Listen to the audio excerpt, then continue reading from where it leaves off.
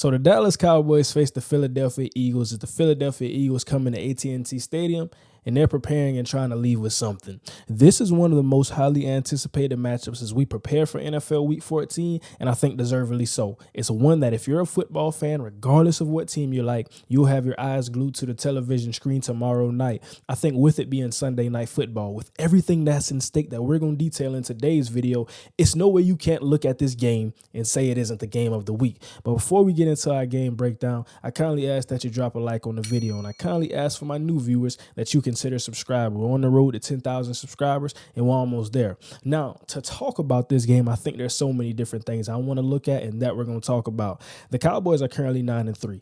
4-0 since last losing to the Philadelphia Eagles in Week 9. The Philadelphia Eagles, they're 10-2, best record in the NFC. Coming off a very ugly loss, though, 42-19 loss versus the San Francisco 49ers. And I think that what we're going to see coming out of this game, one team, regardless of who wins or loses, one team will come out of this game and be viewed a little bit differently. I think if we talk about the Dallas Cowboys, they lose this game, they're coming out of this one. Okay, can they beat those elite teams that we talk about in the NFC? I think we look at it for the Philadelphia Eagles, they lose this game. Is this team really reeling? They come off back-to-back losses versus San Francisco versus the Dallas Cowboys. Now they come into it. Can they fix some things defensively? Are we seeing some deficiencies with Jalen Hurts? Is Jalen Hurts hurt? Is Hurts hurt? So I think there's a lot of questions we have coming out of this one, but I want to talk about what's at stake. Now, the first thing I look at is Dak Prescott and both Jalen Hurts. They're trying to make that claim for the MVP bid. I think we talk about a Brock Purdy, we talk about Christian McCaffrey, Lamar Jackson, Tyreek Hill, Patrick Mahomes, but these two guys are in the thick of the MVP race, and I think depending on how the game looks tomorrow, one of these guys can skyrocket to the top. Is it Dak Prescott, the way he's been playing football, but we still have the question, the loss to the San Francisco 49ers, even the loss to the Philadelphia Eagles, where I think he played just about as good as he can play, but we talk about some of those late games, late game things that happen in that football game. We talk about it for the Philadelphia Eagles, the flip side. Jalen Hurts, is he the guy? And I think that with the statistics, we look at it and say, okay, this is a guy who's passing for a ton of touchdowns, but I think even when they get in the red zone, we're going to see the brotherly shove. So it's some questions that we have for Jalen Hurts. And is it a regression that we saw from last year? I think that he played a little bit better statistically last year. We look at some things this year with the weapons. And I think one big time thing that we haven't been talking about, the injury of Dallas Goedert. What he means to that offense. If you want to play man coverage, if you want to play zone coverage, he's the ultimate security blanket. They haven't been able to run the football as effectively. No Dallas Goedert. I'm not saying that that's an excuse for Jalen Hurts, but I'm saying we look at how they've been playing a little lately, running the football, some of the things in the passing game. We can look directly to Dallas Goedert and say, well, you have a top 5 tight end, and you take that away, it's something that can affect the football game. Now, the bigger question that we have, that's talking about individual things, but we look at it from the team aspect, from a playoff aspect, from a seeding aspect. The NFC East and potentially the first seed is on the table in this football game for both teams. I think you look at it, if the Philadelphia Eagles lose this football game, Dallas has an outside shot. The Detroit Lions still have an outside shot. San Francisco is trying to hold on because they have the tiebreakers over both teams. So I think with that, we got to look at it. Is Dallas trying to get that? Make all roads come through Dallas. That's something you have to consider. That's something I know Mike McCarthy wants, something I know Jerry Jones wants. For the Philadelphia Eagles, they win this football game. Now they say, okay, can San Francisco lose one of those ones in the back end? Can we get back a hold of that first seed? I know that's something that they want. They had it last year. So that's one thing that we're looking at with these teams, and a lot of things will be shaken up if Dallas goes in here and wins this football game. Now, I want to bring in a quote from defensive end for the San Francisco 49ers and Nick Bosa. He had something very interesting to say when talking about the Philadelphia Eagles. He felt as if they exposed the blueprint on how to beat the Philadelphia Eagles. I want to bring this in and let you guys hear it. We're going to talk about it a little bit. Yeah, I mean, you see it on tape, though. And then, obviously, we put the blueprint out there. Hopefully, Cowboys watch the tape. We made Jalen stay in the pocket and escape outside instead of those B gaps, and paid off. So just to hear that quote from Nick Bosa, everything he had to say, everything he tried to detail against a Philadelphia Eagles team, and how can you truthfully beat them? Now, one thing I know, versus Steve Wilks and Dan Quinn, Dan Quinn is a very aggressive defensive coordinator. I think he's going to try to blitz the face off of Jalen Hurts. But when we look at that, we got to say, okay, how can we still contain but be aggressive and get after Jalen Hurts? So what we saw from the San Francisco 49ers, Chase Young didn't get upfield. Nick Bosa didn't get upfield. In certain pass rush reps, and I talked about this, we tried to get aggressive and actually get after the quarterback, but a lot of times we tried to stay in those pass rush lanes, those quadrants. But with a Micah Parsons, and I go back to the last matchup, I watched that game again, and I saw him getting upfield. Sam Williams a little bit, DeMarcus Lawrence. So how can they still get after the quarterback but still contain him? That's the biggest question. It's easier said than done. I think San Francisco showed it, but to come out here and say it's the blueprint and it can happen again, that's going to be a lot easier said than done. And Jalen Hurts, how can he and Brian Johnson work together, especially along with the receiving core, to create passing concepts that are open versus man and zone looks? I talked about this in my yesterday's video a little bit, how you can draw up certain passing designs which work against man and they work against zone effortlessly. It's different reads, but it's the same concept and it works against those different types of coverage variations.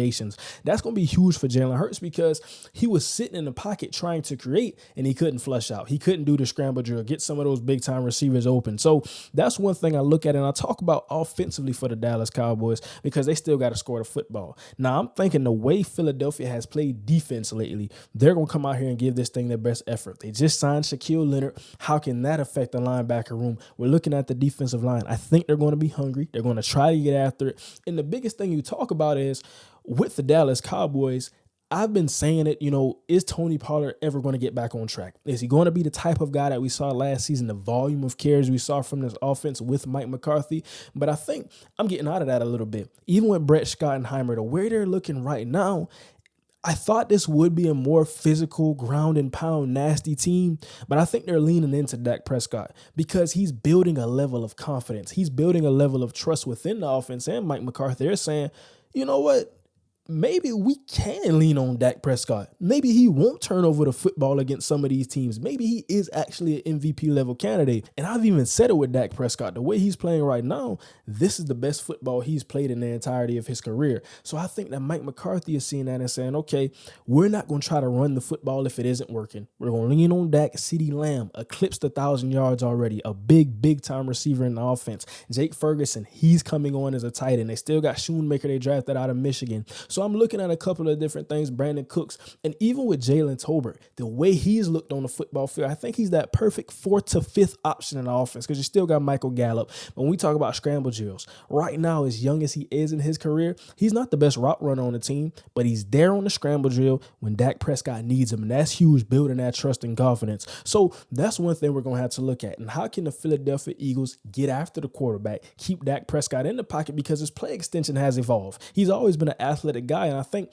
after the ankle injury, it came down a little bit, but now we can understand he's fully healthy. They're running the read options. He's getting out of the pocket, getting on the move, some of the sprint out action, the play action boots, a lot of different things. And this is a high power offense right now. But I want to talk about the Philadelphia Eagles offense. Now, a couple of statistics that we have to look at right here. In the last matchup versus the Dallas Cowboys, they had 109 rushing yards. And I want to talk about this because in the matchup versus the San Francisco 49ers, they had basically no rushing yards. DeAndre Swift had 6 carries, 13 yards. That cannot happen again in this football game, and you expect to win. Now, DeAndre Swift, he's had big-time games. We point to Minnesota. We point to some of the games earlier in the season. And like I said, how much has Dallas Goedert's injury? Now, I understand he is a tight end, but he can play in line and he can be physical in the run game. They still have the offensive linemen. They still have some of the guys like Jason Kelce, Lane Johnson, Jordan Mailata, but they haven't been able to run the football as effectively. When we think about Philadelphia, top 3 offensive line, how can they not do it? And I think that's going to be a point of emphasis. Now, I want to get out of that and talk about the passing game because A.J. Brown and Devontae Smith, in the last game, they had 17 receptions, 210 yards, and 1 touchdown, which was Devontae Smith's touchdown. So we're seeing he's still being able to get those big-time guys involved, and I think it's going to be important in this game because, like I said, you play an aggressive team in Dallas, they're going to play some man coverage, they're going to blitz you. They have those linebackers, and they're really dime backers. Some of the guys like a Marquise Bell, like a Jaron Kearse, they're not true physical linebackers, but they can get in the box and mix things up a little bit. And they really add to it in coverage because now you have speed across the middle of the field.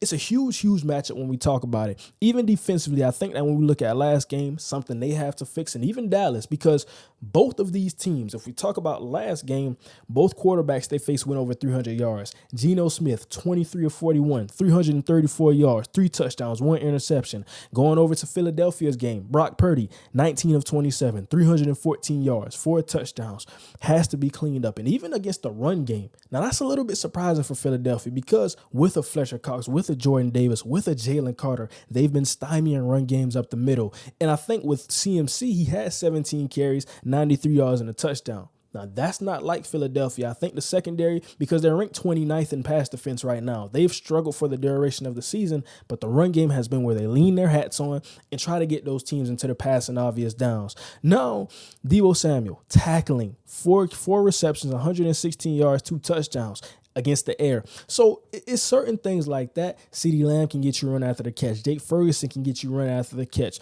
And I think even with it, Tony Pollard, how are we going to get him matched up on linebackers? We all saw the big time play McCaffrey had where he ran the wheel route, and Nicholas Moore just looked kind of like he wasn't used to being in coverage against situations like that. Christian McCaffrey went up the wheel route, and then he was just wide open. Nicholas Moore misjudged the football, big time completion right there. So a lot of different things we can look at. And I think even for Dallas, now DaRon Bland, this is going to be a game where you have to step back up. We've seen how you've played for the duration of the season. He had an interception in the last game, but if you saw that game and you watched it from quarter to quarter, we saw how DK Metcalf, some of those guys on the football field, even the first drive of the game, DK going out there, catching the glance route, big-time touchdown, 70-plus yard completion. So I want to challenge him when you go against an A.J. Brown who's playing at the level he's playing at. If Devontae Smith, I don't think they're going to travel. I think they like to keep their corners where they are in their scheme because they still got Stephen Gilmore on the other side of that. So it's going to be interesting to see how they do this thing. Who's Devontae Smith going to be on? Who's A.J. Brown going to be on? A lot of different things. But overall, I think we get out of this, like I said, a lot of different things when we talk about what's at stake. Just to reiterate some of those things, we got the MVP bid, Jalen Hurts versus Dak Prescott. Who's the true MVP? Is it somebody that's not in this football game? A lot of questions, a lot of different answers. NFC East and potential first seed possibility. Now, I want to know what you guys think about this game. I want to know your score predictions. I want to know why you have those score predictions. What's going to be the reason that X team wins this football game? Is it Dallas? Is it Philadelphia? I think that if I had to put my feet to the fire right now, I would go with Dallas. And the reason I say that is because these last couple of weeks, now I think about it and I look at the last game versus Philadelphia. Of course, they lost, but they didn't play their worst football. And I think about the game versus San Francisco, and it was a couple of weeks ago, but we still say, okay, that's one of the better games and one of the better competitive matchups they've had, and they laid an egg in that football game. I think right now, if we look at it, the Cowboys are playing better football lately than the Philadelphia Eagles. The Philadelphia Eagles, and we talk about teams, we can go talent for talent with both rosters. Now, I'm not saying this is just going to happen. It's not going to be a blowout by Dallas, but I do think that if it comes down to it and I see some of those same problems that I saw from the Philadelphia Eagles, and both teams have things to clean up. Like I said, I just aforementioned what we saw in the back end. Geno Smith having success, Brock Purdy having success. So don't forget to like, comment, and subscribe. We will be coming out with our game review after the game. So we just going to talk about it a little bit, see some different things on the football field. And I want to know who actually comes out and win this one. It is my game of the week once again.